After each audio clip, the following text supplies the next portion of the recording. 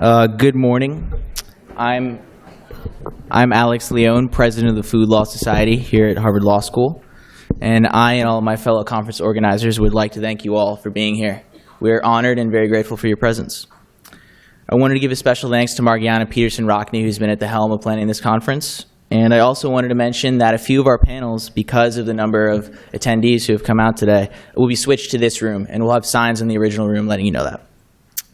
At this conference, we have an amazing diversity of distinguished attendees, speakers, and presenters, including female farm workers who labor daily to harvest our food. And a quick footnote on a staggering and shameful fact that I learned recently. Women perform 2/3 of the work in the world, but receive only 10% of its income and own only 1% of its land. And land, yesterday, as we learned during the Racial Legacies panel, is fundamental to the distribution of power both in the United States and abroad. In addition to a variety of farmers and farm workers we have in attendance here today, we have everyone ranging from scholars and students, both young and old, to practitioners and philosophers. It is my privilege to be able to learn from this conference and from everyone who's here today, and including every one of you and your insightful questions and comments and reflections. Now I would like to introduce you to one of the best teachers I've had during my time here at Harvard Law School. Emily Broad-Leib is an assistant clinical professor of law at Harvard Law School. She is deputy director of the Center for Health Law and Policy Innovation, and she co-founded and directs the center's Food Law and Policy Clinic. The clinic is the first law school clinic in the nation devoted to providing legal and policy solutions to address the health, economic, and environmental challenges facing our food system. Professor Broad-Leib is recognized as a national leader in food law and policy. She teaches courses on the topic, one of which I was fortunate to take, and focuses her scholarship and practice on finding solutions to today's biggest food system issues. The clinic and Professor Broad-Leib's work aims to increase access to healthy foods, prevent diet-related diseases, eliminate food waste, and reduce barriers to market entry for small-scale and sustainable food producers. It is my honor to introduce Emily Broad-Leib.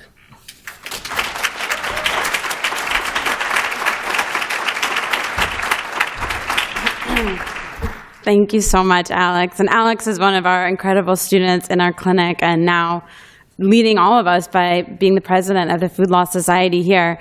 I'm actually going to turn it over to our dean to welcome you with a real welcome to Harvard Law School, and then I'll come back up and say a few words. Dean Martha Minow is the Morgan and Helen Chu Dean and Professor of Law here at Harvard Law School. She's taught here since 1981, and she's truly an inspirational leader of our law school and should be to all of you as well for her work, which has focused on human rights, members of racial and religious minorities, women, children, and people with disabilities, and has talked about and worked on many of the issues that are really close to the hearts of us because of what we're talking about here at this conference. She, in addition to being a really inspirational leader of Harvard Law School, has had a real vision for the importance of food and of food justice and the work that we do. And so I'm forever grateful to her for supporting our clinic and the Food Law Society and this conference and work. So I will let her give you a real welcome here today, and then I'll talk to you a little bit.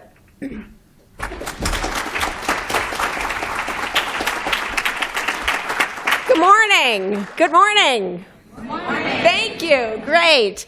You are amazing. You are here early on a Saturday morning, and you are awake. And that is not just a literal point, it is a figurative point. You are awake to the crucial issues, the issues of food access, and justice. And I am just thrilled to see you here and to be able to welcome you here. And Emily, your leadership is exceptional, and you have taught me more than I can say, and you've inspired so many people. It's really an honor for Harvard Law School to be able to host this event. I think that we have tried to make food and food justice a priority at the law school. It's emerging around the country and around the world in a way that it hadn't been, and we have a lot to learn from everyone who was able to come here today. The issues of systemic injustice that you can see if you trace food production, food security, and food safety are as important as food itself. And so I know that's what animates so many of you here. I'm thrilled to see such a large turnout, bigger than expected. If you don't find a chair and don't find enough food, please share. But I think we will actually just celebrate this wonderful, wonderful turnout. Let me tell you briefly what the law school's been doing, what the university's been doing, and then why land today? Why is that the topic? So Harvard Law School has developed the Food Law and Policy Clinic as the first of its kind that brings together students and government actors, nonprofit organizations, and community organizers, all working together towards building a healthier and more just food system. The bridge between theory and practice is at the core of that clinic, and so is its effort to make law connected to organizations, social movements, if I can say it that way. Harvard Law School also is the home of the Food Law Lab, organized by Professor Jacob Gerson. This academically focused lab focuses on topics like institutional food, the percentage of food production and purchasing in this country that's done by prisons, by schools, by other institutions is staggering, and what drives those policies is one of his areas of focus. Another is food labeling and food security. The Food Law Society, though, is front and center here today. That is the student-run organization, and its energy and vision is exceptional. This is the 5th annual conference on issues in the food system, hosted at the law school, the second in collaboration with the Food Literacy Project, and I want to salute the organizers of this conference particularly. Inside the university, food is also becoming a very important topic. The Food Literacy Project I just mentioned, which is a co-organizer of this conference with the Food Law Society, employs students across the college and graduate schools of Harvard to engage fellow students in issues involving food, through food tastings, through field trips, working in the Harvard Community Garden, and becoming aware and, yes, literate about food and food systems.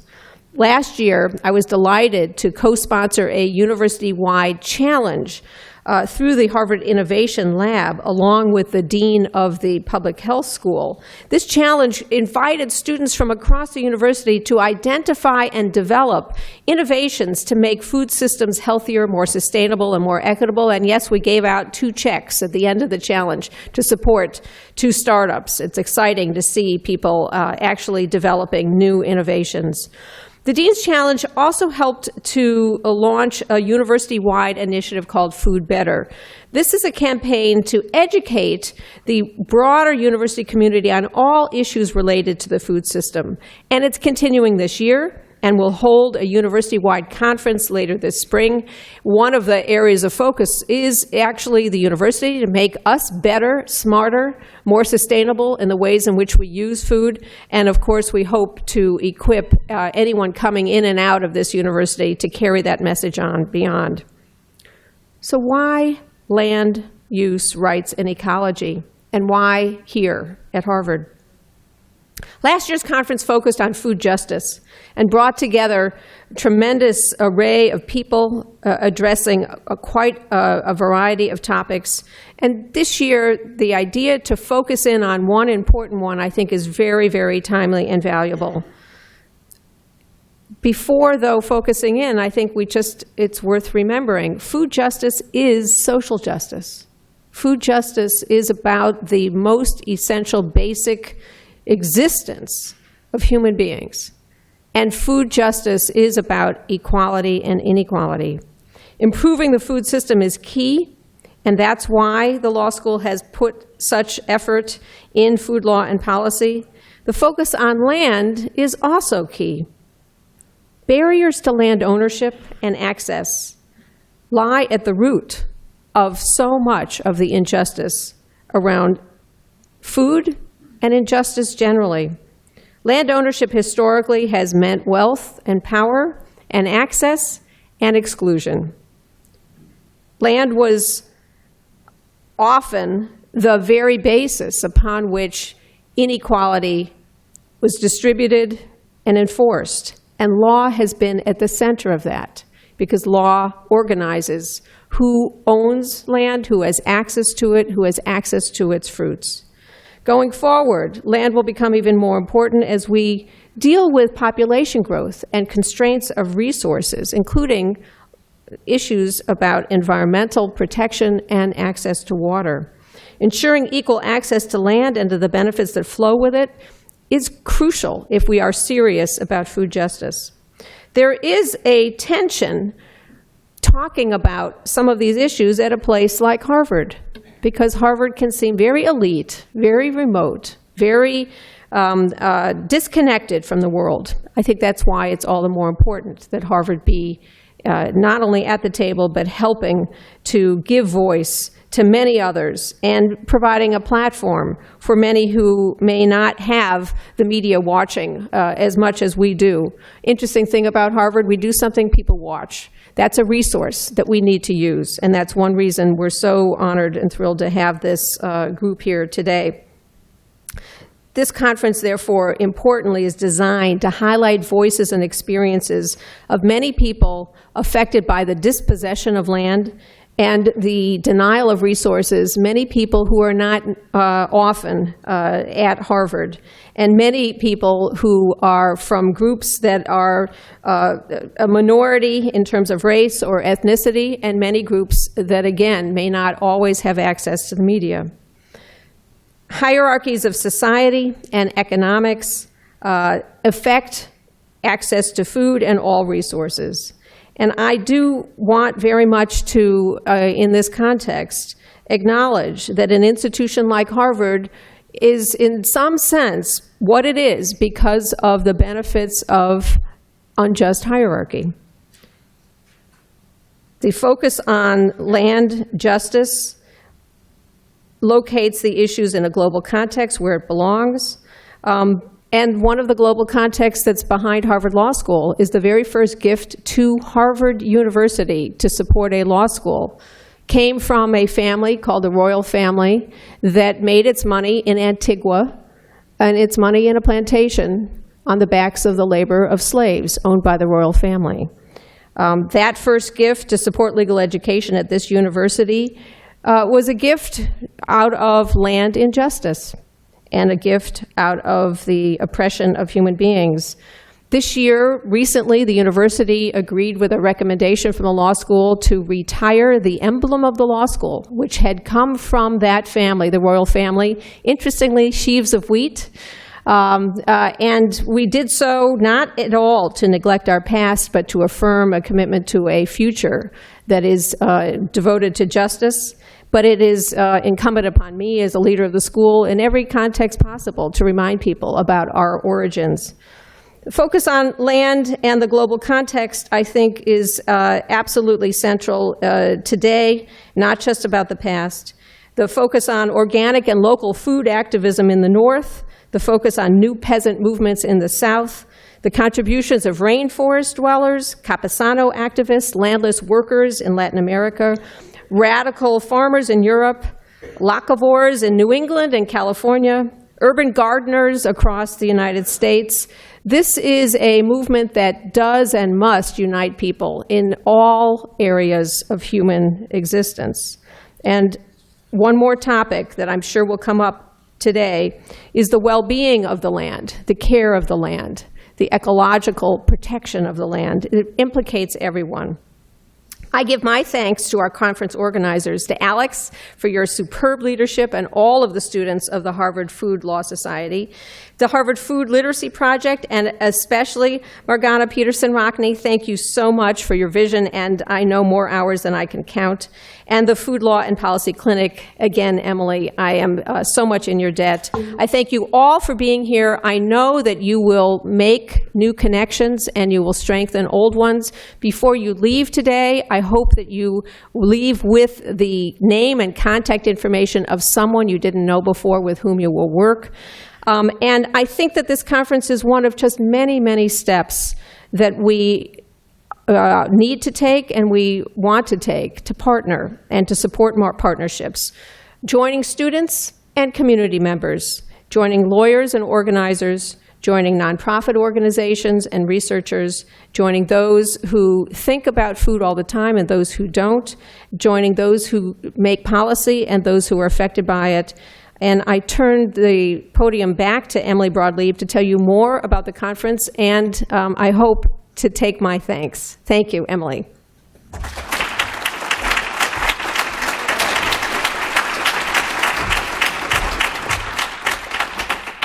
I don't even know what to say to follow that. Well, that was really fantastic. As you can see, we are so lucky to have such an incredible leader here at Harvard Law School who really cares about justice. And I've heard her say before, law schools really should be called justice schools. And I want to say, too, Dean Minow mentioned the shield, and you actually can see on the front of this podium, if you look, the words Harvard Law School are off to the side a little bit, and there's some blank space. And if you come closer, you'll see the holes where the screws were removed as the shields have been taken down. And I think it's been really inspirational to be here and be part of as the school has made this decision, and I'm so supportive of what the dean has done and what the school has done to make this decision and really say we have a commitment to honoring diversity and justice and equality. So I think it's an amazing time to be talking about these issues. I don't want to speak that much because I'm standing between you and an incredible keynote, but I wanted to say a few things. Just first that I'm also so inspired by all of you. It's been incredible to see the how active and engaged and excited everyone is. It's been great to see a lot of people who came that were here last year for this conference or who have been here with us for other conferences. And I recognize you, and we are so excited that you are coming back together and continuing the conversation. I think it hopefully shows that we're doing something right and that you are all getting something out of this. So I hope the same will be true. I know the same will be true of this conference. And I'm excited also to welcome some of our great partners from Navajo Nation. So as you know, we run a food law and policy clinic. And for those that don't know what that means, it means that we are educating students about food law, but really working in partnership with individuals like these incredible women and others in other parts of the country, and really trying to bring the resources of the law school, the time and energy of our incredible students to really dig into these issues and try to understand them, explain how the law works. Often the most empowering thing can be just helping people understand these rules that are written in a way that really aren't speaking to farmers and community members and the people who really need them and should benefit from those laws, and then figuring out how do we make them better. And one thing I've learned in food, and the same is true as you heard, those of you who were here yesterday, that we started with laws that were really promoted inequality, that were written for racist reasons and for colonizers and not for the dispossessed, and moving into a future where we make things more open and more equitable and help people access food and grow food and access land is going to require changing a lot of those laws that just didn't prioritize the things that we want to prioritize now. So that's a lot of our work, and I'm hoping that a lot of you will take ideas from that back with you. In terms of what we're going to talk about, just to highlight some things, and I don't even know where to start. If you look at the agenda, you'll see what an incredible job the organizers have done bringing together so many powerful voices and so many perspectives on land. But we'll talk about breaking down barriers to entry for small and beginning farmers and minority farmers, and things like farmer land access and tenure. Urban agriculture, we talked a little bit yesterday about urban agriculture here in Boston, which is something we've also worked on. And we'll talk today about urban agriculture and access to land in Detroit. Indigenous and tribal land rights we'll hear later today. I'm very excited to hear from our partners from Navajo Nation. Identifying and addressing racism and racial disparities and systemic racism in our system. So those are some of the things we'll hear about. There are, the one I'm leaving out is ecology and the way that we steward our land, and thinking about not only the ownership of land, but also the fact that land is a shared resource. And even though we might build fences and barriers, what one person does to their land really impacts everyone and impacts future generations. So there's both the ownership of land, but then also land as a common good and how we're protecting that. There are many issues we won't get to talk about, and I want to highlight a few to put in your heads as things that you can talk about in your groups and during lunches and during breaks. A big one is the Farm Bill, the U.S. Farm Bill, which is a major piece of legislation that lays out what we're going to subsidize in this country in terms of agriculture and land and farming.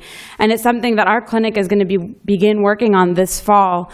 But the next Farm Bill will be coming up in late 2017 or 2018. It's a really big document. The bill itself will be 1,000 pages, but it's something that if we all work together, can understand and figure out how we can really use this to shepherd forward the goals that we have around land and farming and food. Fisheries and aquatic land is, here in Boston, we are founded on fisheries, and we won't have a chance to talk about that today, but I think it's something that is really important as well, and the way we're stewarding our oceans is also a really big issue. Climate change will come up in some of our discussions. We aren't really hitting it head on, but it is, as Dean Minow mentioned, I think as we think about where people have land and what land is useful for what, there's going to be huge changes with the way that we're changing. So both farming and stewardship of land as a way to mitigate climate change, but also how are we planning for the future and how are we ensuring that we don't perpetuate the same inequalities. So these are just some of the things I'm excited to hear about and talk to you all about. I think, I'll just turn it over to back to Margiana to introduce our keynote, and I look forward to connecting with all of you, and thank you for being here, as Dean Minow said early on a Saturday morning, and giving your energy and your time to these topics today and every day for many of you. And with that, I'll turn it over to Margiana, who I want to again acknowledge for her incredible work in organizing.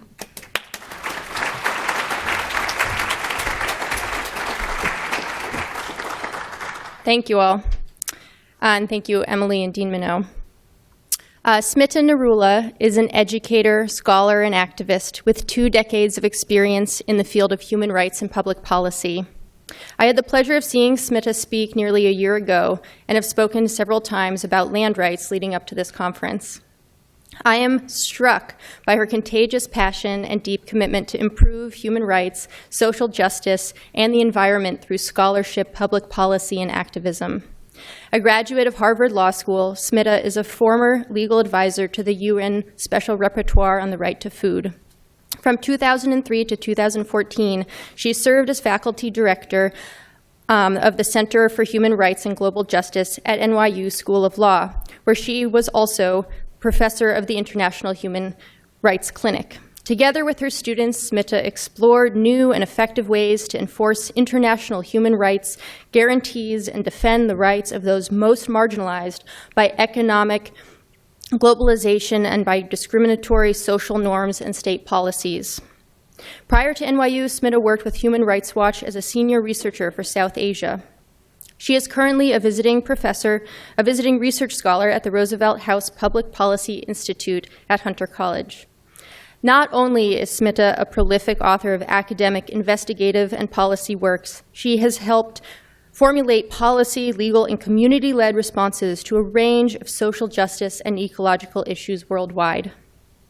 She has, for example, promoted and defended access to nutritious food as a fundamental human right, and she has led key research and advocacy initiatives to address the impact of agriculture and land use policies on food system sustainability and the right to food, paying particular attention to structural discrimination against communities marginalized on the basis of their race, gender, caste, or indigenous status. Please join me in welcoming Smita Narula.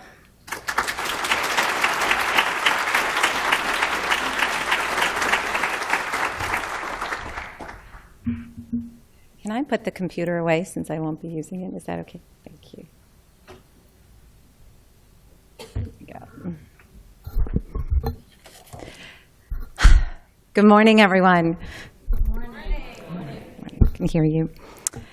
I am so honored to be here. Thank you for that incredibly warm introduction. And thank you for all showing up this morning and showing up in this work. I'm really honored to be here and take part in this conversation, the tone for which was really aptly set yesterday in our conversation about the role of lawyers, about food system resiliency, but also about racial legacies. I want to thank the panelists for the insights and for setting such a rich tone, a tone that I hope to carry forward today.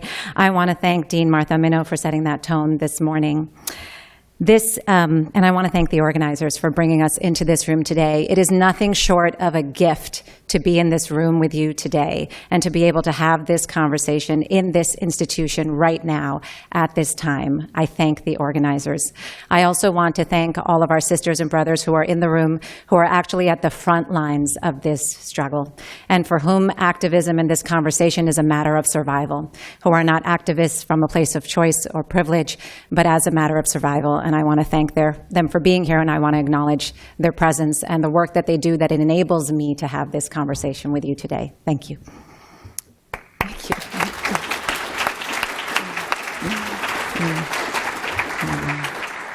So this is a homecoming for me. I graduated from Harvard Law School 19 years ago, but it's a kind of homecoming where you come home and somebody's changed all the locks and rearranged the furniture, because this did not exist at all when I was here 19 years ago. It also wasn't a place where we were having an open conversation about power and about the role of the very institution that we're in being built on legacies of oppression and power. And for me to walk into this institution today and have the dean stand up and say those questions in front of a shield that's been removed is a deeply, deeply emotional moment. And I think it's a moment that we have to really acknowledge and resonate.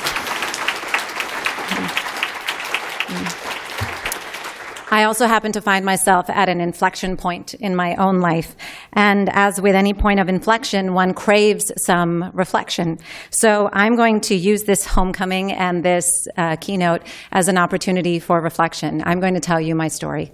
And I'm going to tell you my story because I think sharing one's story is what makes this personal. It allows us all to come into a conversation that can actually be very othering. And we're taught often that we have the expertise, that we have the knowledge, our frames of reference, our modes of instruction, and the very language that we are taught tell us that we are the ones with the knowledge and that we're on the outside looking into a problem. We're not told that we're actually part of the problem. We're not told that we have privilege that we need to unpack and lay out bare before you and be uncomfortable in the conversation so that we can actually shift the needle and shift consciousness and be a solution and an ally to those who are struggling to change those problems. So we're going to change that today, and you've already set that tone. So I'll start sharing my story. Upon graduating from the law school, I had the honor and the privilege of working for an organization called Human Rights Watch, with which many of you must be familiar. I walked into the organization, perhaps even on the very first day, and I said to my wonderful mentor, Sydney Jones, I said, I really want to take on the caste system in India. Do you think I can do that? And she said, yes. She said yes. So a lesson to any of you who are in the position of being a mentor, if somebody comes to you and says they want to be transformative and do something transformative, and they ask you if they can do it, just say yes. So to my great, great happiness, she said yes.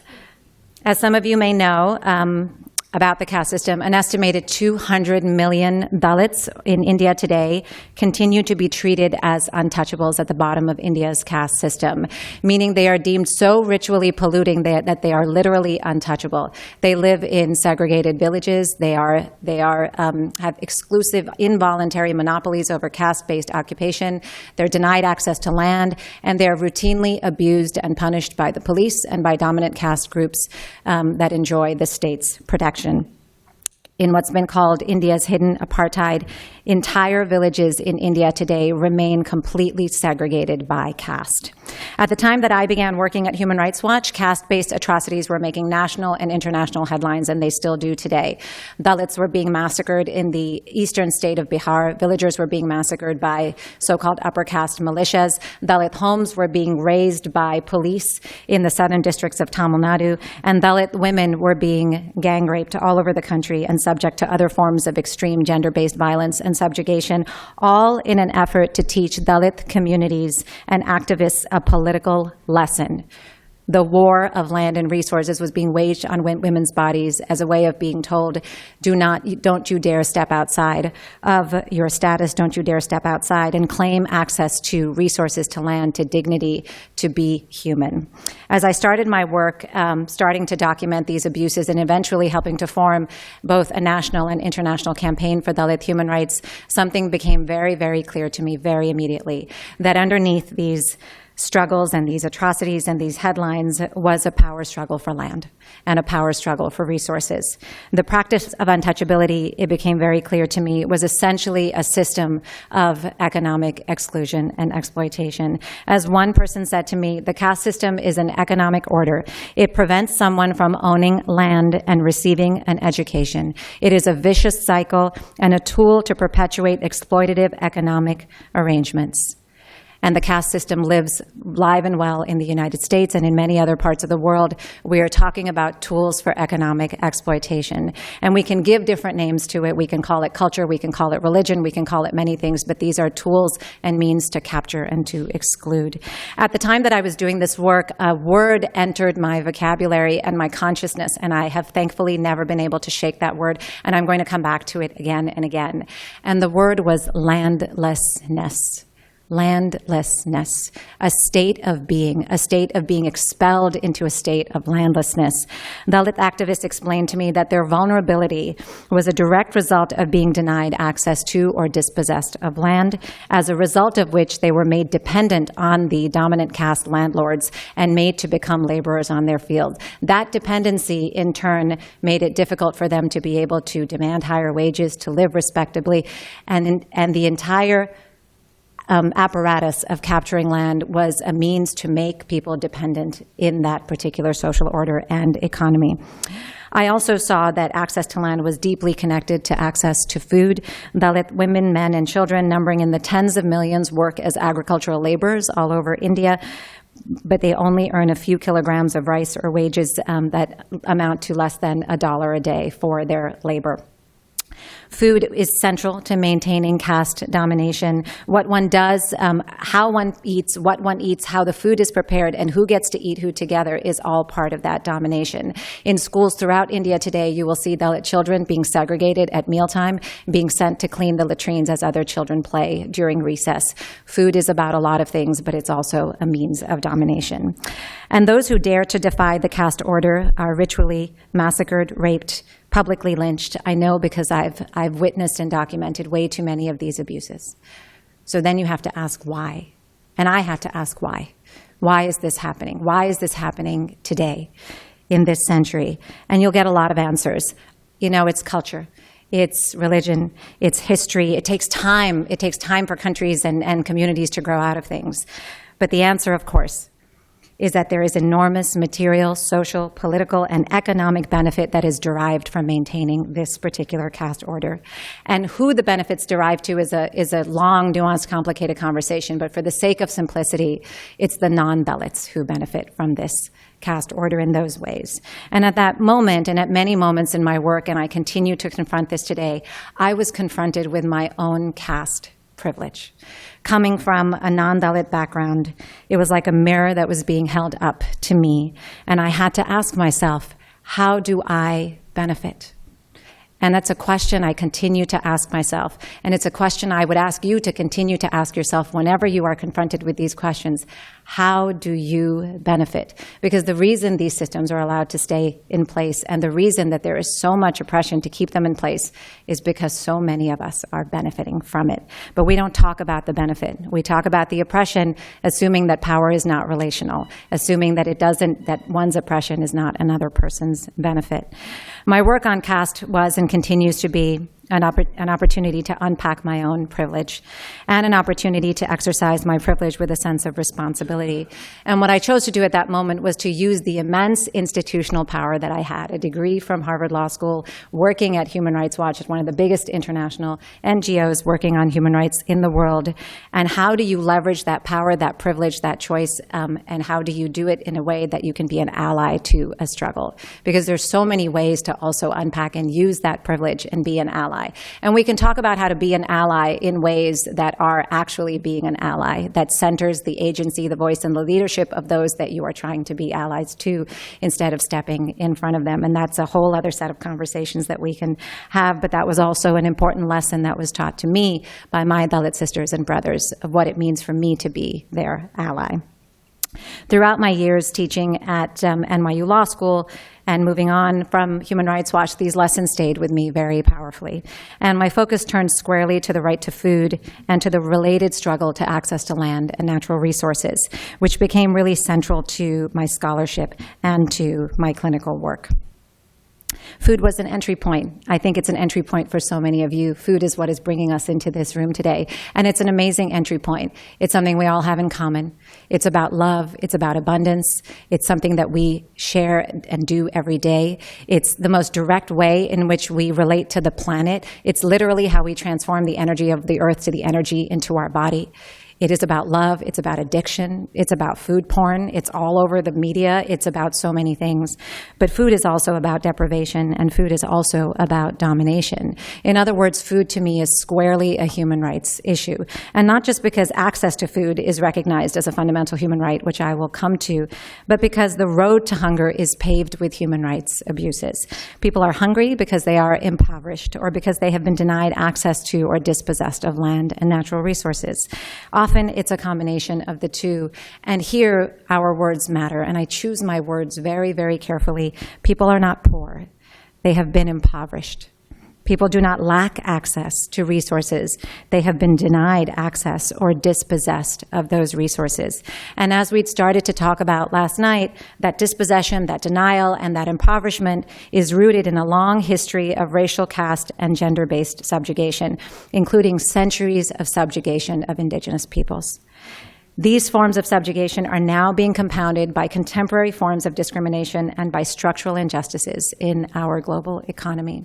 I've said a mouthful, but it's a very long way of saying that people are not hungry by chance. People are hungry by design.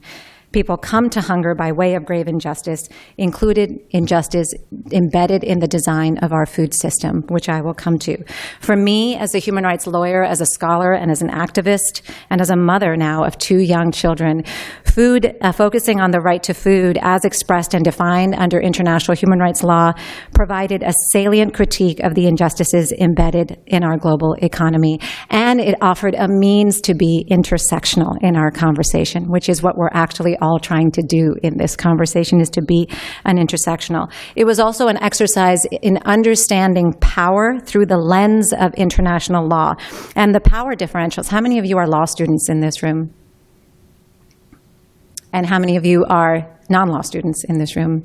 We have a lot of students in this room. Okay, I'm going to take a little bit of time to explain the right to food as law, but I also want to say, from the vantage point of being a lawyer and having gone to law school, that it's also been an incredibly important means to understand power in the realm of international law. The right to food, on the one hand, we have international human rights law on the one hand, which has great normative force and power that's been shaped and molded by movements and civil society groups over time.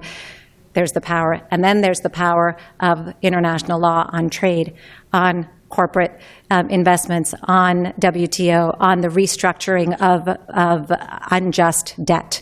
All of those powers trump the normative obligations that states have under international human rights law. So even thinking about law in this context is an exercise in thinking about power. So before I get to all of those things and get to why I like using the right to food as a tool, and that's how I'm going to talk about it today, it's a useful tool to unpack some of these things, to bring myself into the conversation and to have a shared conversation about what's needed as a shared struggle and to be an ally. But I want to make sure that we all understand our terms. When I say the right to food under international law, how many of you are familiar with what that actually literally means? One person out there. Okay, so we'll take some time with it. Okay. So the right to food, as expressed under international human rights law, is the right of all people to be free from hunger and to have physical and economic access at all times to sufficient, nutritious, and culturally acceptable food that is produced sustainably, preserving access to food for future generations.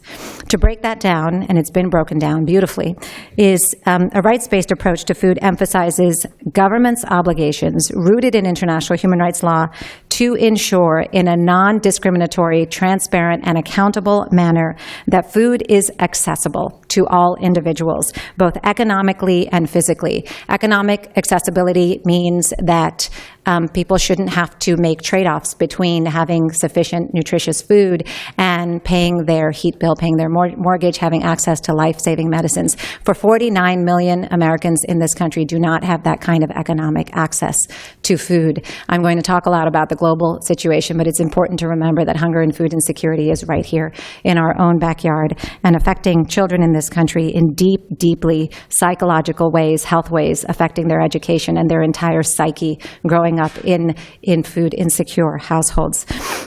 It's also about physical accessibility, meaning that those who are physically vulnerable or victims of natural disaster have to be able to physically access food. Here it also means talking about how many miles people live away from fresh produce and the ability to provide for themselves. Food has to be adequate to satisfy an individual's dietary needs, and it must be nutritious, safe, and culturally appropriate. So we're not just talking about how much food we put into our bodies, we're talking about the nourishment and the safety of the food that we're putting into our bodies. And food has to be available to purchase in stores, but availability here is key to our conversation on land. Availability means that people also need to have secure access to water, land, and seeds and other productive resources to be able to provide food for themselves. The right to food and the availability of food has been defined under international law as a right to access to land to be able to provide for oneself. And finally, food has to be produced and consumed in ways that are sustainable so that we can preserve this right and safeguard it for future generations. So accessibility, both physical and economic, adequacy, availability, and sustainability. Governments have a whole host of obligations when it comes to actually implementing this right, which is a right of all of us. They have to take action to respect, protect, and fulfill the right to food, and take many actions, and it could look like a lot of things. It could look like ensuring a living wage so people are able to provide for themselves, regulating the activities of corporations that undermine our right to food on a daily basis, having a coherent national food policy instead of the farm bill that we have that acts as a food policy, and engaging in activities that are intended to strengthen rather than undermine people's access to land and resources.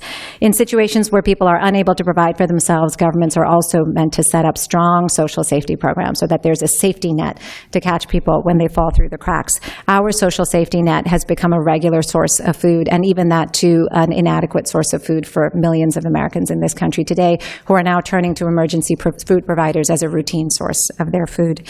So contrary to popular perception, that the right to food is not the right to a minimum number of calories or simply the right to government entitlements.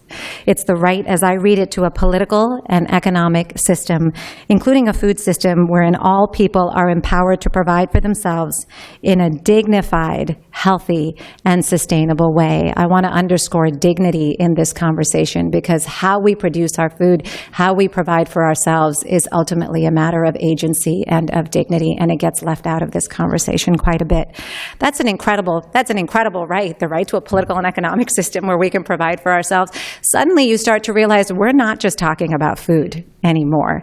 We're talking about food as an entry point to talk about injustice, climate consciousness, racial, caste, and gender-based subjugation, to talk about inequality, to talk about labor rights, to talk about so many things that are at the heart of all of our conversations today.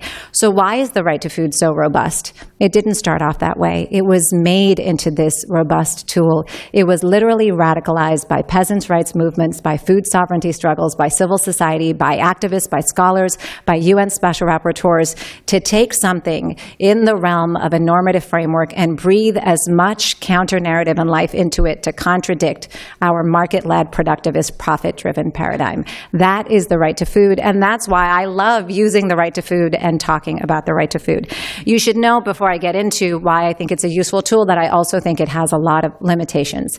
And as a scholar and as someone who is alive to those limitations, I want to share them with you, because that's also where we find nuance and critique and how we can work with the tool. It's a tool that's very state-centric and top-down. It's talking about government obligations and top-down approaches, when so much of what's happening in this room and the excitement and innovation is happening bottom-up. It's a tool that does not still capture the enormity of the responsibility and the contribution to the problem of corporations and international financial institutions, or of foreign states. Our Farm Bill has an enormous impact, not just on the right to food in the United States, but the ability of farmers all over the world to be able to provide for their own families. It's also a tool that centers human beings in a conversation that's really about ecology. And that's a critique of human rights that I think just needs to be said. It's a tool that makes supreme human beings as a species in an environment where we're really talking about ecology and balance. And that's something that we have to be alive to. And as a human rights scholar and activist, I'm very alive to that critique, because I've been made alive to it. And I will pass it forward to you today. And finally, it's not necessarily a framework that we can find ourselves in. It doesn't critique me as a consumer, as a beneficiary of the food system, and it doesn't give me something to do. It talks about governments and victims and witnesses and the oppressed and everything that needs to be done, and everybody else is sort of left out of the conversation, as though this isn't a system that's interdependent on itself, as though power is not relational. So we can be alive to those critiques. I can talk about it as a tool, and then we can find ways to sort of work past those limitations and use it as a tool to bring ourselves into the conversation and to bring ecology into the conversation. So first, I'm going to talk to you about the right to food as a yardstick and as a counter-narrative to the current ways in which we think about the food system. And I think it's a brilliant counter-narrative. But before I talk about the counter-narrative, what is the current narrative of our food system? The dominant paradigm that we use to organize, measure, and evaluate our food system is a market and profit-driven productivist paradigm. It reduces all the host of issues that we've been talking about in this room and that you've been working on and that we're going to talk about to a production problem. It focuses on the supply of food commodities and the efficiency of food production. That is the dominant paradigm in which we are operating, and it's important to name the paradigm in which we're operating. These systems, and it talks about efficiency. Now, these systems in our dominant paradigm are very efficient from the point of view of maximizing agribusiness profit and producing huge volumes of exportable cereal commodities. Over the past 50 years, we have significantly boosted that form of agricultural production, including from the time of the Green Revolution, which I won't go into because you know more than enough about it.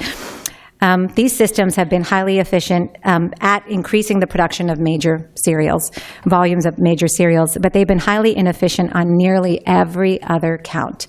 So if you actually take our dominant food system and measure it against the right to food requirement, that we should be ensuring sustainable and equitable access to sufficient, nutritious food in an ecologically sound manner and in a non-discriminatory manner, then the food systems that we've inherited from the 20th century have failed spectacularly on every single count. On the count of on access to food. How successful has our food system been in ensuring physical and economic access? Nearly 1 billion people suffer from hunger and undernourishment today. That's 1 in 7 people. And hunger has kept a pace with food production. Food production keeps going up and hunger goes up right alongside it. And why? We'll talk about that. An overwhelming majority of those who are hungry or undernourished live in the global south, but there's also a significant and invisible problem right here in the global north. And here in the global north, where there's a disproportionate impact on communities of color, and in particular, single mother-headed households. The actual ability of millions of people to produce or access adequate food has actually been undermined by our food systems. We have a food system that is generating hunger. And that fact is underscored by the fact that a majority of those who are hungry in the world today are actually involved in the production, processing, or retail of our food as small-scale workers, agricultural laborers, and fast food workers. That is a deep, deep indictment of our food systems, that those who are producing the food that are nourishing us are the ones who are most food insecure. Why? because our food system is characterized by a fundamental imbalance of power. And that characterization is brought out by the fact that a handful of agribusinesses exert immense control over and reap tremendous profit from the production, processing, and retailing of our food, while small-scale producers form the majority of the world's food insecure, and women among them. 80% of people suffering from hunger live in rural areas, and 50% of people suffering from hunger are smallholder farmers. In urban areas, you can see hunger as manifest in fast food workers and others working poverty wages, including in the fast food industry, and who are also at the forefront of our struggle to demand a living wage in this country. People are hungry because they're making dismal wages, or because the profits of their labor have been captured by agribusiness actors along the food chain, or because they're producing food on plots of land that are simply too small, making them net food buyers. This reality is a logical outcome of our current food system, which is pushing rural communities off their land, trapping farmers in new forms of pressure and coercion, forcing farmers to compete against one another, driving up the costs of inputs, lowering the profit from their yields. Farmers are then passing on these pressures to agricultural laborers, who are then paid low wages, and these pressures are also landing farmers in insurmountable debt. We are indebting the hands that feed us. Right here in the United States, we talked about it yesterday, so many farmers have to work multiple jobs simply to make ends meet. In India, a farmer commits suicide every 30 minutes. By the time I am done with this talk, 2 farmers will have committed suicide because of the enormity and crushing debt that the global economic system has brought into their practice, into their livelihood, and into their work. That's an incredible indictment. And it makes headlines, just like the caste atrocities make headlines. Farmer suicides make headlines in India all the time. They make headlines, but it doesn't actually make a difference. It doesn't shift consciousness, because certain bodies are dispensable, namely black and brown bodies. There are bodies and beings worth mourning. And then there are those who are meant to be casualties of our food and economic system. And it's important to name it, and to be uncomfortable, and to be emotional, and to just say it.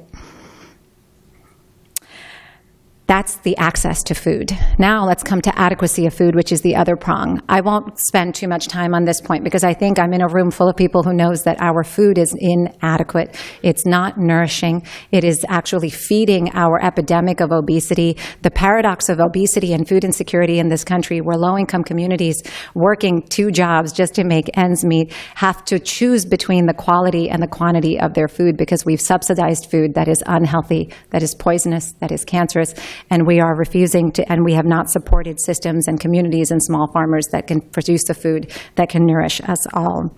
I can go into a lot of statistics about the inadequacy of diets and all the public health epidemics that they're contributing to. My dear, dear friend, Dr. Eric Fliegler, is in this room today. He's been one of my dearest friends forever. He works in public health, and he can tell you directly how much food and the inadequacy of food is landing right on his doorstep, and what it means to be in the medical system and to be an activist in that system and deal with a food system where food is poison and food is not medicine, as it should be. Sustainability, the other prong of the food system. Sustainability is really about resource efficiency. And I don't also need to tell you that we have an industrial agricultural food system that is highly resource inefficient. The natural resource base on which food production depends is being rapidly degraded. And I won't go into all the statistics. I know you know all about them. I'll just simply point out, just for the sake of the obvious, that we are poisoning the land, the water, in order to produce food, which is in turn poisoning our bodies. Food arrives on our plate by means of great violence to the planet and to the people who produce it. Again, I'm talking about the dominant food systems here, not the nourishing shared economies and food systems that are being brought to life by people in this room. That's sustainability. Availability is the 4th prong, and I'm going to spend a little bit more time on this because it's an opportunity to talk about land and to talk about availability as having access and strengthening access to land and productive resources. Rather than strengthening people's access to land, we are actually undermining it and taking it away at a rapid, rapid rate. And we've been doing this for centuries. We've been doing it as part of a lot of different kinds of colonial projects, corporate projects, but it's a process that has gone on. It is a process that is near complete in the United States of being moved from producers to consumers. It's a process that you are demanding be reversed in this room to regenerate, to reinvest, to reclaim that land. It's a process where occupations in Brazil are now taking place to say enough of industrialization on the backs of destruction of the peasantry, as Philip McMichael would say, enough with this form of economic growth, enough with this kind of development that is equated with destruction.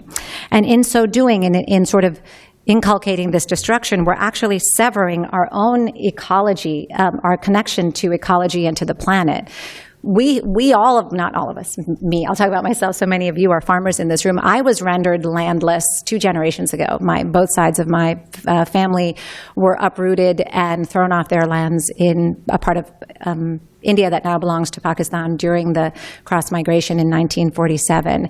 I'm 2 generations away from farming, but let me just, again, bring my privilege back into the room. We were landowners. It's a very different conversation, not tenant farmers. But what does it mean to be 2 generations away? I've lost so much knowledge in those 2 generations.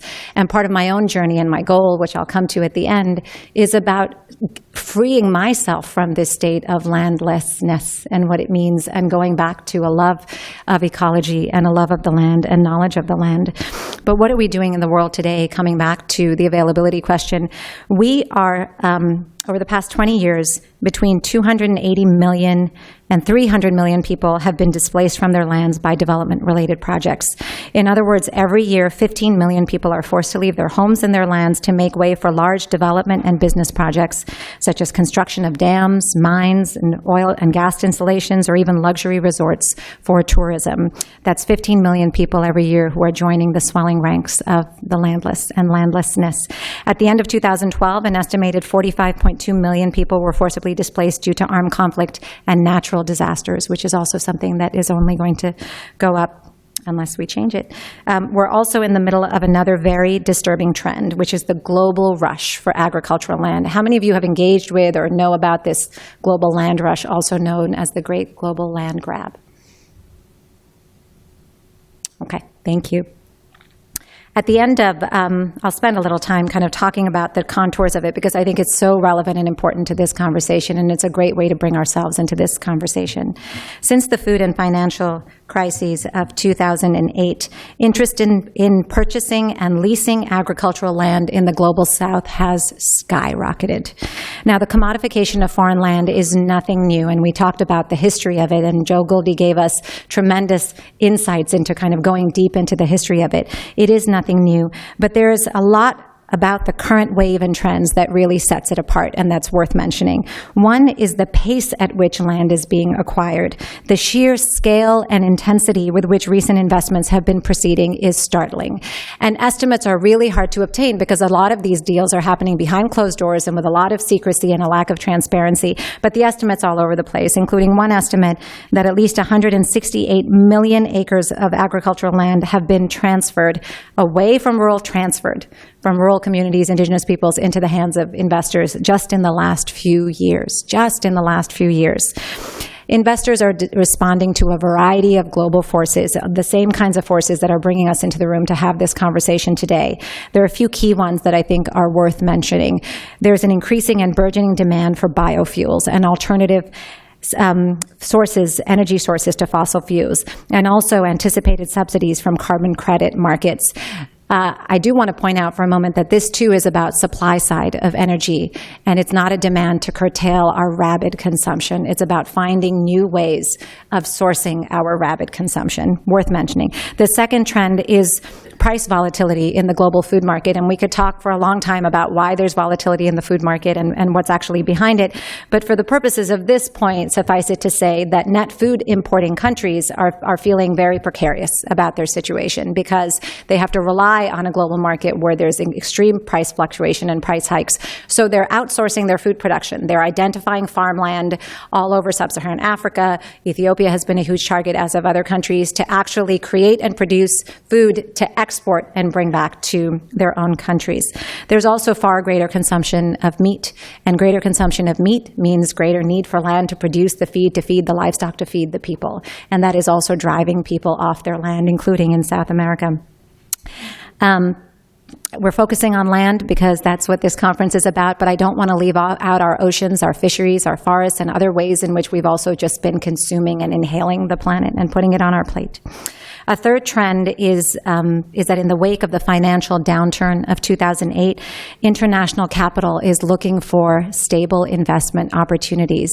It wants a safe return on its investment. So individual and pension funds are joining sovereign state funds and many other funds to try to secure land in an otherwise shaky financial climate. And these investors know that the demand for land and water and other natural resources is only going to grow, and that this is a good time to jump into the mix and invest in speculative terms and grab that land, including right here in the United States, which we talked about yesterday. As of 2012, an estimated $14 billion of private capital was invested in farmland and agricultural infrastructure, and this amount was expected to double or triple by 2015. Another aspect of this land rush that I think sets it apart is the sheer scale of what we're talking about. I've seen and investigated deals involving 70,000 acres to 2.4 million acres of land, single deals involving 70,000 to 2.4 million acres of land. The trend is also towards long-term leases with an option to renew. The basic land transactions typically range from 30 to 50 or even 99-year leases at a time. Can you even just stop and imagine, what are you going to be doing 30 years from now? 50 years from now? What will this room and this planet look like? What will this building and this place look like 99 years from now? Land will still be under the control of these investors 99 years from now with an option to renew. And land is being given away at giveaway prices. The cost to private investors and foreign governments of leasing land in Ethiopia in 2008 was $1 per hectare per year.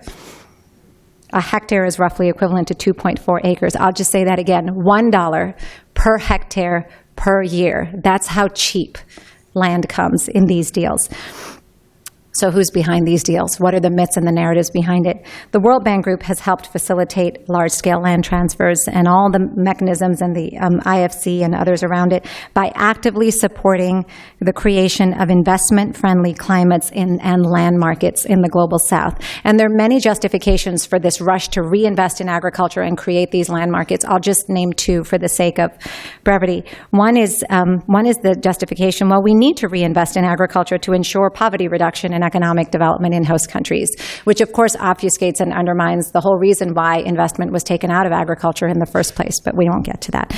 And then the second is, and this is important because you're going to hear it a lot, we need to double food production by 2050 in order to meet the demands of a rising global population. The population is expected to exceed 9 billion people by then. We need to meet the demands. This is a scarcity issue. It's a supply issue. It's a production issue. Everybody roll up your sleeves, grab some land, and start to transfer it to the most efficient producer. That, too, is an assumption that's at play. Greater food yields. We need more food yields, and they can only be delivered if we first identify underutilized and available land and then transfer it to the most efficient producer. That's literally the language that's permeating all of these policies. There are many assumptions, and some would say myths, that are driving this. The first is the fact that we have loads and loads of available underutilized lands even sitting around. Even the means that are used to identify land is satellite imagery, agroecological zoning. I mean, how far off do you have to be off the land to kind of be able to map communities, spaces, marketize, absorb them into the global economy and say, that's not being used, that's being used, let's bring it into the global economy. It, to me, and I've used this analogy before, and I don't use it lightly because I know the power of it, it's sort of the equivalent of drone warfare on indigenous communities from miles and miles high. You're identifying land. You're saying that you're making invisible communities that actually live there, for whom it's a source of spiritual, ecological, economic sustenance, and saying, this is available, it's underutilized, it needs to be brought into production. And I want to thank Joe Goldie again for reminding us that this idea that you don't get to keep the land because you're not productive enough is actually very historic. And the idea of using the argument of productivity also goes long, long back. It's also, there's a hierarchy of knowledge that's at play that I think is important to talk about here. We are privileging knowledge of technocrats and of those who actually have severed their own connection to land. I am not the person to tell you how land should be used in that ecological way. I can talk to you about rights, but I'm not that person because I don't have that knowledge. I hope to acquire it again. It's one of my goals to teach my children that knowledge, but that's not expertise that I should be giving to you. And yet we privilege the expertise of people who have been so disconnected and who take for granted the very source of life. We are privileging the expertise of technocrats who take for granted the very, very source of life. And there's a knowledge and a hierarchy production in that process. There are many other assumptions that I've already talked about. Bigger is more efficient, more productive, more competitive in the global market, and that if we create property rights, if we just say that individuals have property rights, then we can protect their land tenure security, as though dispossession is stopped just by saying to somebody, well, now you own a piece of this land, and all as though land itself is something to be divided and marked up and quantified and labeled and put and attached to owners. Those are huge cultural assumptions, economic assumptions that are sort of being brought into this conversation, and I think it's important to tie that in. And then the assumption of food scarcity, which I've already talked about. We actually waste 30 to 40% of the food that we produce on this planet. We waste more food in the global north as is, or almost as much as is produced in the entirety of sub-Saharan Africa every year is wasted. If you want to talk about food security, let's talk about waste, let's talk about distribution, power, dispossession, and management of land instead of about production. So these are the assumptions that are driving a lot of these large-scale land transfers, and the consequences of believing those assumptions and those narratives are huge. They've set policy, they've driven these agendas, and the consequences to communities who are being pushed off their land is enormous. These land investments are also taking place in countries with very weak regulatory mechanisms to bring the law back into it. And investors are actually seeking countries with very weak regulatory mechanisms because they want to maximize their profit and their ability to do whatever they want to do on these lands. They're also taking place in countries that are already suffering from acute food insecurity, water shortages, and also places that are sort of tinderboxes for conflict. The impact is already being felt with so many being pushed off their lands, but the potential for greater impact and for conflict and for insecurity in the way that we think about insecurity, but also to the people and the community is huge. There are also tremendous power differentials between the people at play. A Norwegian company, in one deal that we investigated and I did with my students, a Norwegian company sought a 99-year lease to nearly 400,000 acres of land in southern Sudan to establish a tree plantation and a forest conservation project. Not only was the land sort of being given away for these long leases, but there was actually an agreement attached to the land saying that all the able men and women in the Tindilo community, the indigenous community, had to contribute 2 days of unpaid labor to maintain the road to Juba County in the first 5 years of the project. These are the agreement, and it was very hard to get our hands on that agreement, but these are the kinds of deals that are sort of happening backdoors all the time. These factors, of course, increase the risk of serious human rights violations for those who are at risk, and people are literally dying on the front lines trying to protect their lands. Human rights defenders working on land, natural resources, and environmental issues all over the world are routinely harassed, jailed, criminalized, persecuted, arbitrarily imprisoned, and even killed or raped for defending the right to land and for defending our right and our lands, for doing the work that we all should be thanking them to do.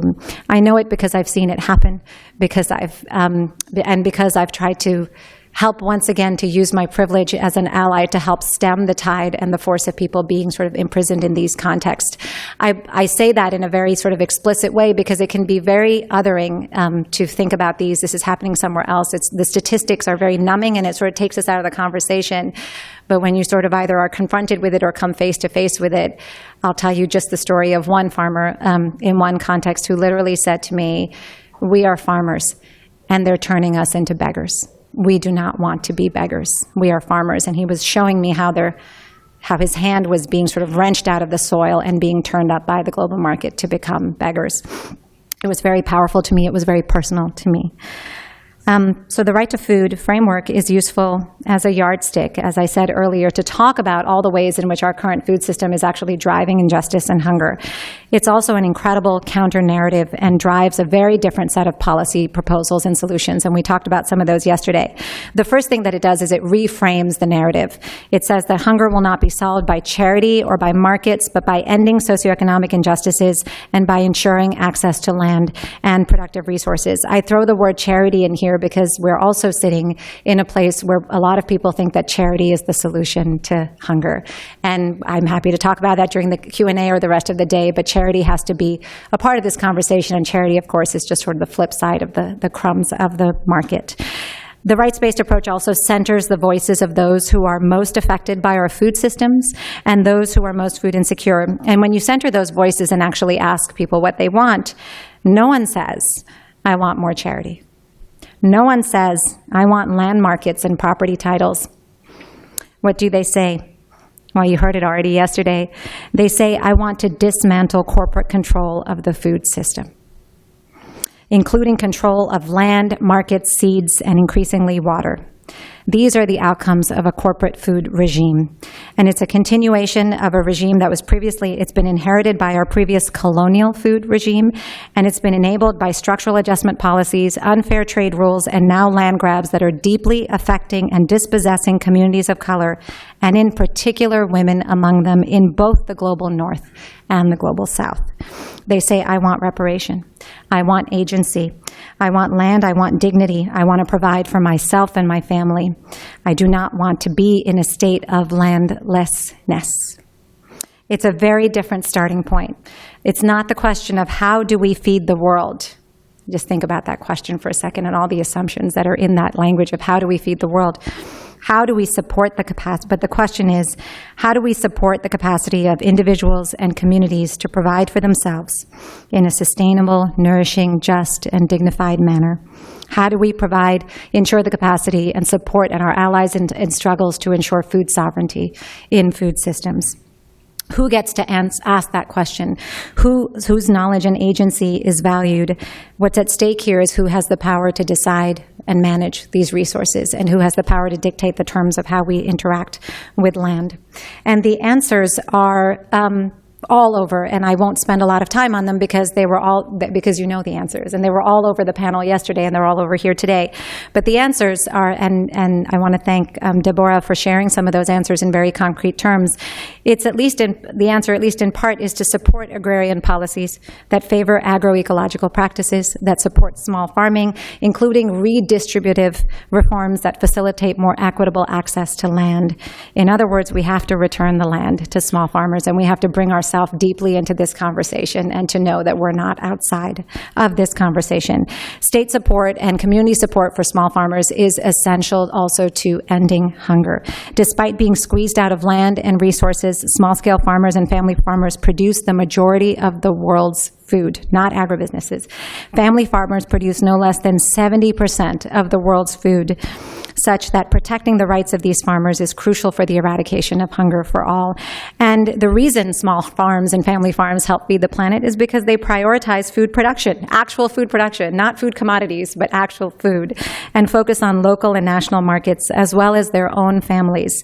As such, what they produce actually reaches those who need it the most, the rural and urban poor.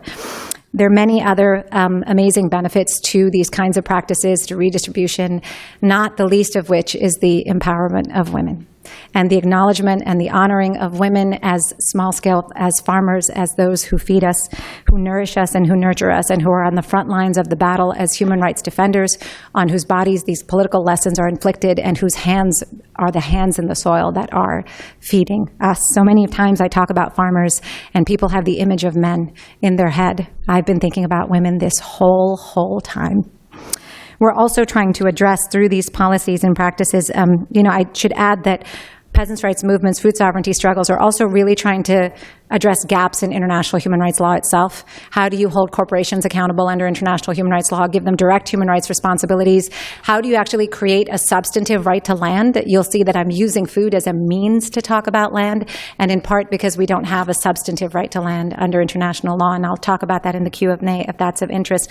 But there are many initiatives underway, including a draft declaration on the rights of peasants and other rural communities, which includes a substantive right to land. So we have these incredible ideas, these incredible practices. There's no dearth of movement, of struggle.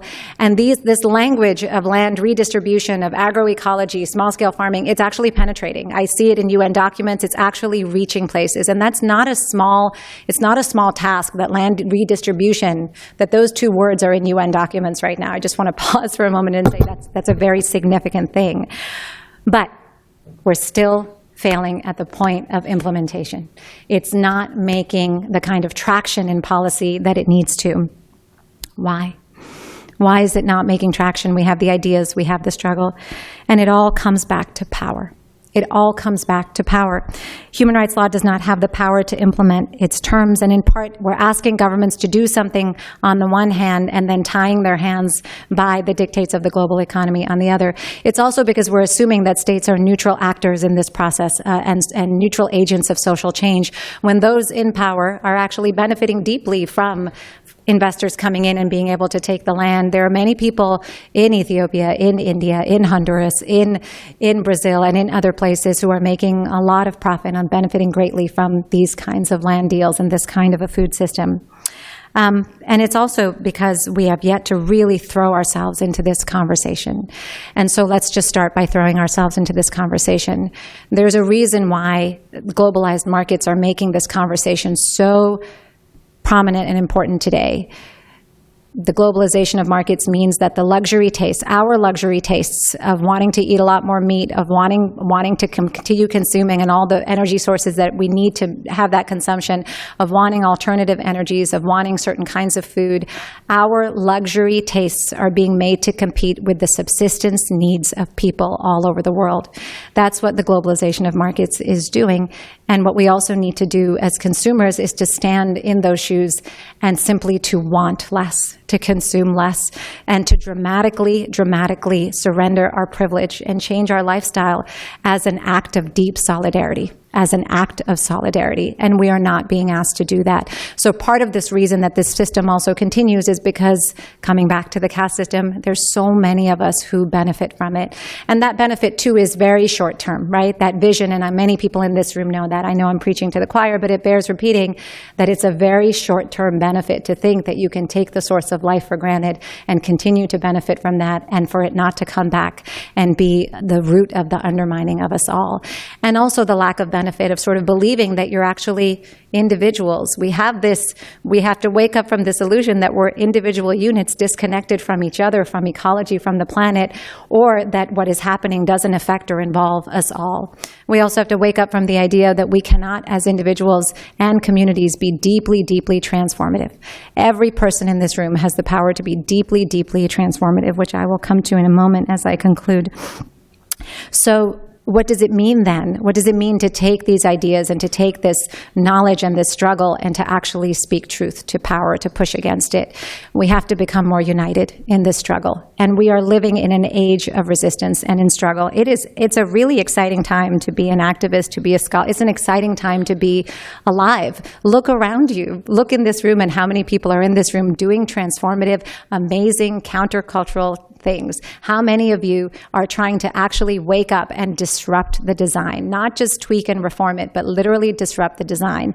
And then look around you, the Fight for 15 movement, Via Campesina, migrant justice and justice for farm workers, Black Lives Matter, income inequality, climate change, consumer movements, all of us fighting against the same forms of dominance and wanting the same outcomes. But there's work to do to knit together these struggles and to be more united in these struggles, to come together so that we can collectively shift consciousness and move to a far more transformative, disrupting the design kind of place, so that we can create a food system that is nourishing, sustainable, and just for us all. And I'll conclude there with some thoughts on and coming back to my own personal journey, with some thoughts on what I think it actually means to shift consciousness, because that's what we're actually talking about, is nothing short of shifting consciousness.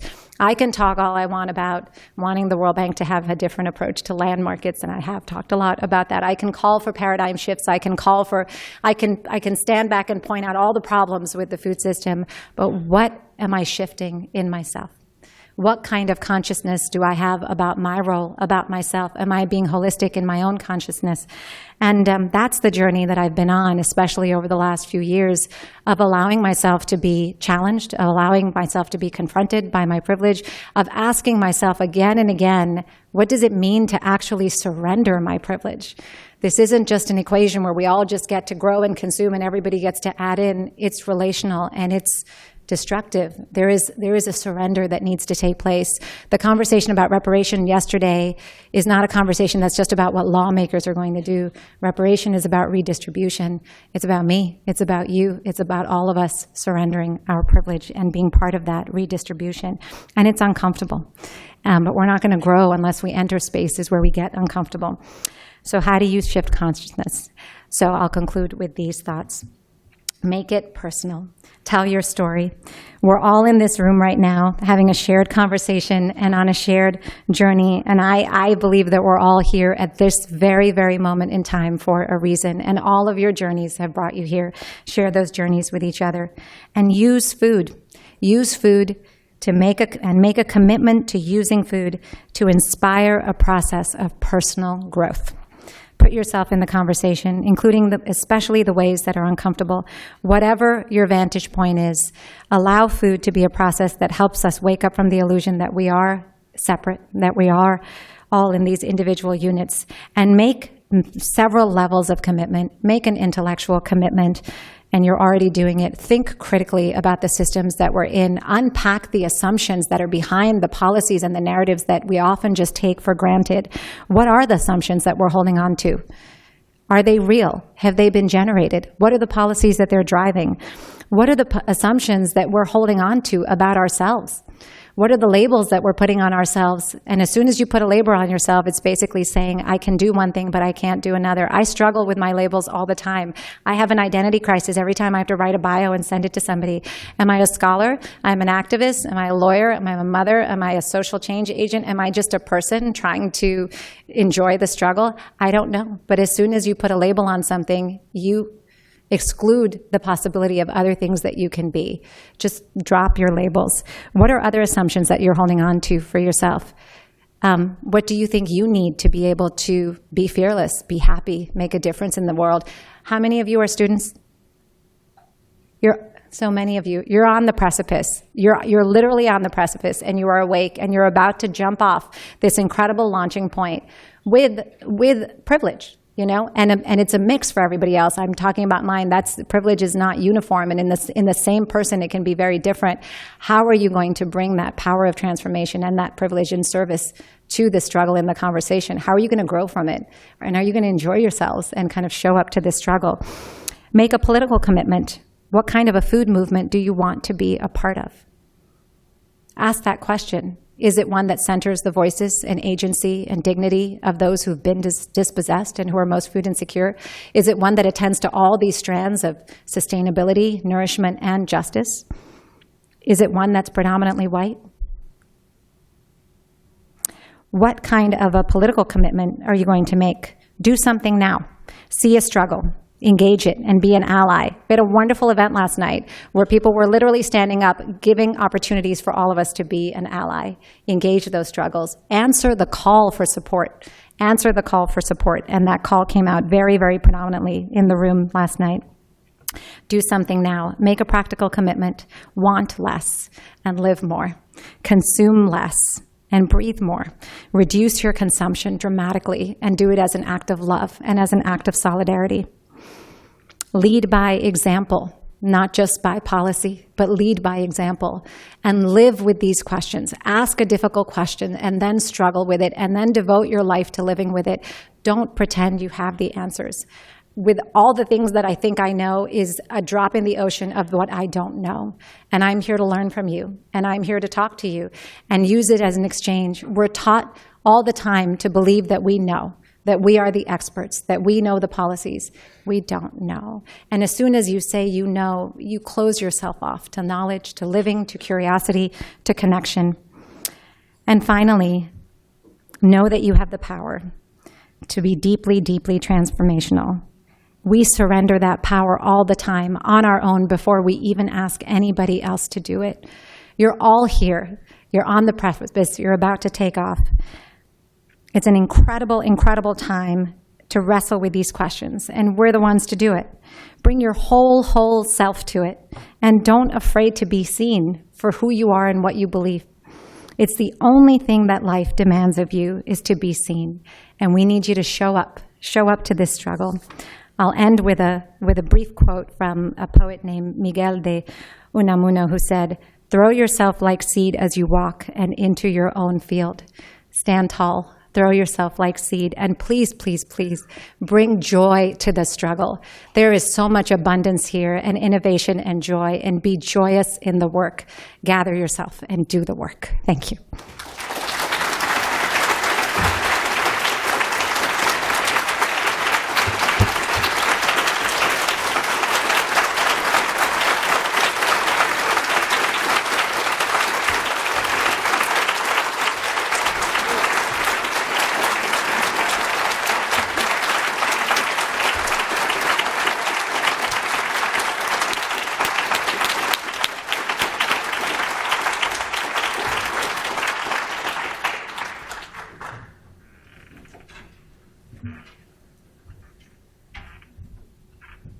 Thank you so much, Smita. All right, so we're running a little behind, and we're just going to move everything back by 10 minutes today to give everyone a chance to have a little conversation at your table. I know we just had heard about so many things in such a powerful way. So everyone should have some note cards in front of you. We're going to take about 5 minutes for you to have a discussion at your tables. And as soon as you have written a question on your note card, can you hold it up? And volunteers will come around and collect them and bring them to Smita, who will then have about 10 minutes to respond to some of them. But we will also have a reflection panel this afternoon that Smita will be on, and we'll have a chance to look through your comments and thoughts from this morning for that reflection panel. So take about 5 minutes now. Hold up your cards when you have something on them. All right, can we have everyone's attention? There will be a break right after this, so more time for talking to each other. But I'm going to hand it over to Smita to try to answer a few of your wonderful questions now.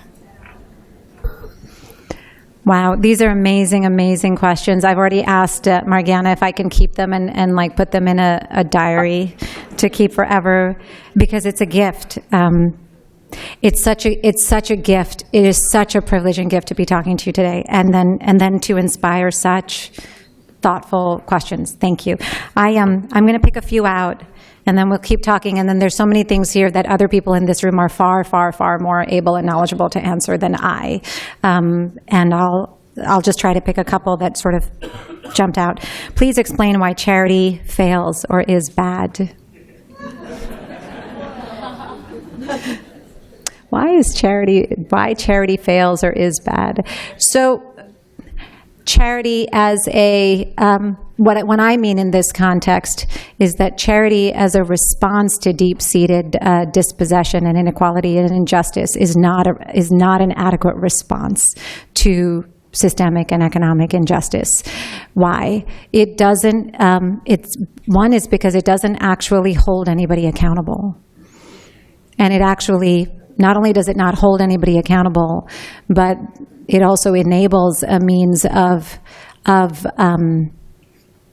doesn't hold anybody accountable. It also enables a means of releasing of guilt and privilege in the name of saying I've sort of done something. It doesn't force a structural analysis. It doesn't hold anybody accountable.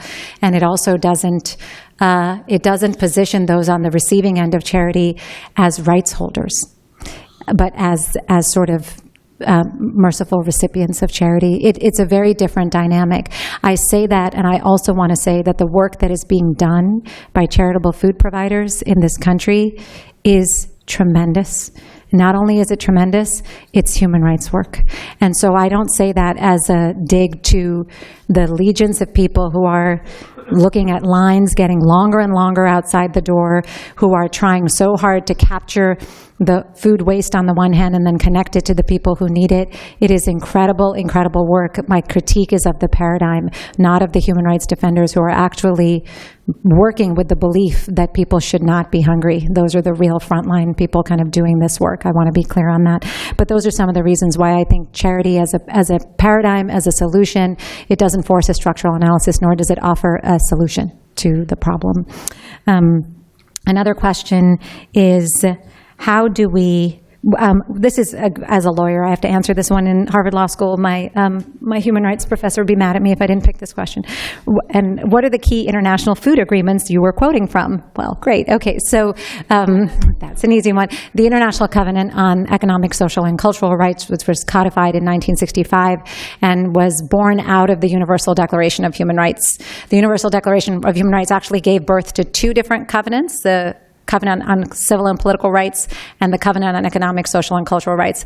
Why do I talk about that now? Because there was a very strategic and specific move in the political economy to bifurcate civil and political rights from economic and social rights and to create two separate covenants coming out of a universal declaration that actually understood the holistic meaning of rights in cultural, social, political, economic ways.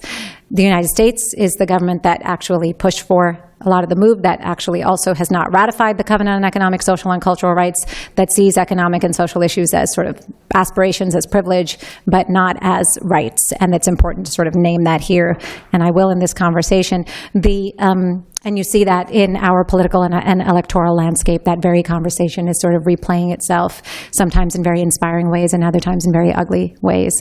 The other document that is important to know is that the Covenant on Economic, Social, and Cultural Rights sort of contains the right, but it was up to the Committee on Economic and Social Rights, UN Special Rapporteurs, all of whom had their ears open and were informed by activists and peasants' rights movements and struggles to really breathe normative life into the rights. So when I'm talking about availability, adequacy, et cetera, that's the normative interpretation of what it means for states to actually implement their rights. They actually spelled it out. And increasingly, land has been entering that conversation because it's an opening in international human rights law.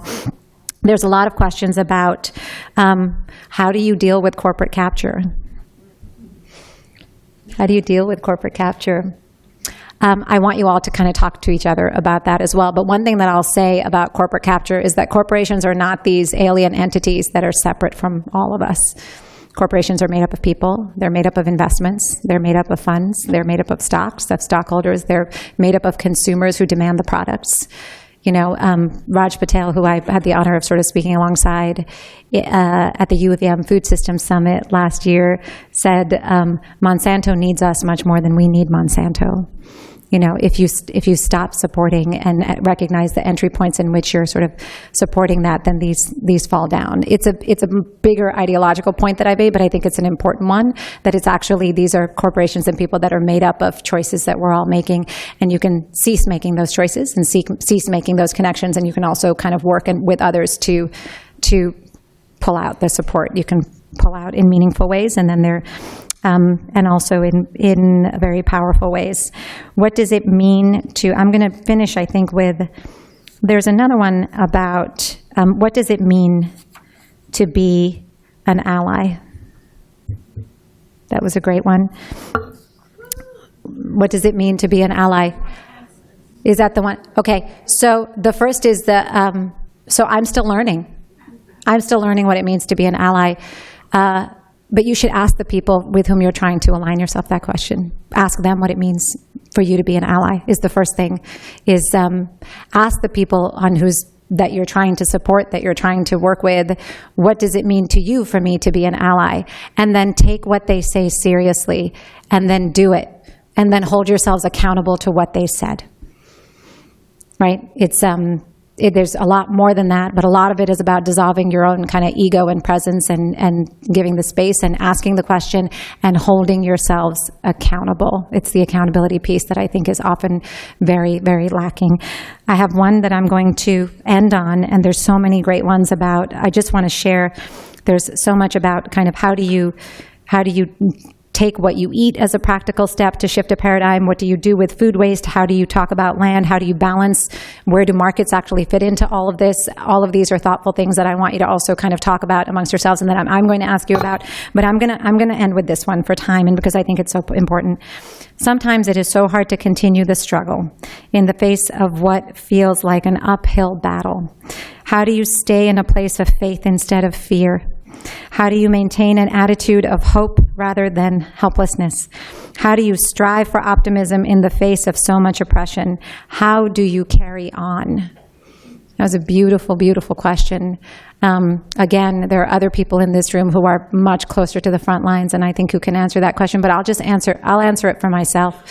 I don't believe in optimism or pessimism. I believe in being open-hearted. Being open-hearted. I believe in being transformational. I believe in working from a place of wanting to be, of understanding what my fears are and knowing where they're coming from and setting down those fears.